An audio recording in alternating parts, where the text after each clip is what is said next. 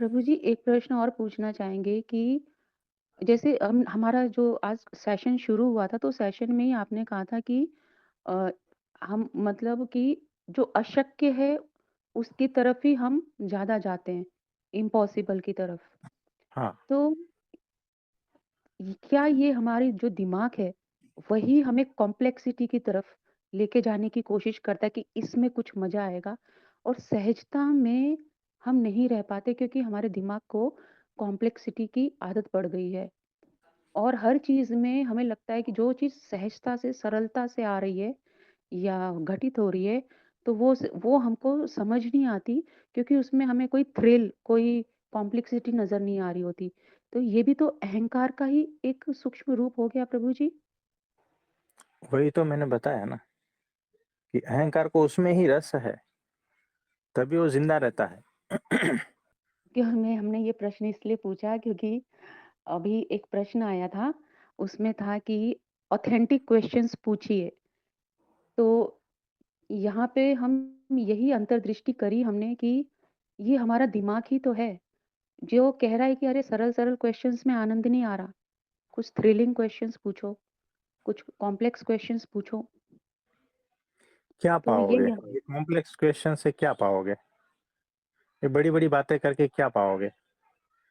हमारा मुख्य दुःख क्या है? उससे रिलेटेड अध्यात्म है। हवाई बातों में थोड़ी अध्यात्म है। अध्यात्म किसको कहते हैं? हमारा जीवन सरल हो, आनंद से भरपूर हो, है ना? प्रेम से भरपूर हो। उस तरह का जीवन, वही अध्यात्म है। बड़ी-बड़ी बातें इधर-उधर की और हकीकत में वैसे कोई जीवन नहीं है, तो उसका क्या फ़ायदा? वो थोड़ी अध्यात्म है। अध्यात्म कोई बड़ी-बड़ी बातें नहीं है। अध्यात्म सबसे सरल है। सत्य सबसे सरल है और अंतिम सत्य तो उससे भी सरल है। एक हवा का झोंका आपके शरीर को स्पर्श करके चला गया, वही अंतिम सत्य है। और आप बड़ी-बड़ी बातें करते हो कि कितने प्रलय होंगे, कहाँ से क्या होगा, उस अवस्था में क्या होगा, वैसा हो सक अरे! सब कचरा है। आप एक हल्का-सा हवा का झोंका आपके शरीर को स्पर्श करके चला गया और उसमें आपको परमात्मा का स्पर्श नहीं मालूम होता है ना, तो समझना आप गलत रास्ते पे जा रहे हो अध्यात्म के नाम पर। अगर सूरज की रोशनी आपके शरीर को जो खिलाती है ना, जैसे गुलाब खिलता है वैसे, उसमें अगर परब्रह्म परमात्मा का एहसास नहीं कर पा रहे हो ना, तो समझना आप कुछ गलत जीवन जी रहे हो। तो बड़ी-बड़ी व्याख्याएँ, बड़े-बड़े शब्द, है ना? ये सब माइंड गेम है। अहंकार को अच्छा लगता है ना? लेकिन वो अध्यात्म नहीं है। वो तो परमात्मा से भागने का और दूर होने का तरीका है, उपाय है। जितनी बड़ी व्याख्याएँ, बड़े-बड़े शब्द ना, उतना आप दूर चले जाओगे।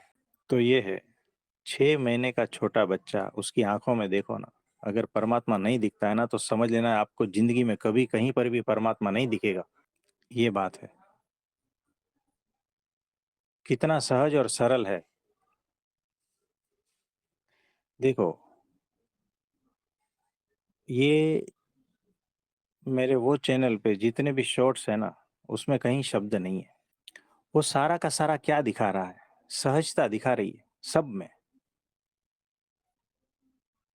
शब्दों की ज़रूरत ही नहीं है। वो देखो ना, जूता पहन रहा है आराम से, बस।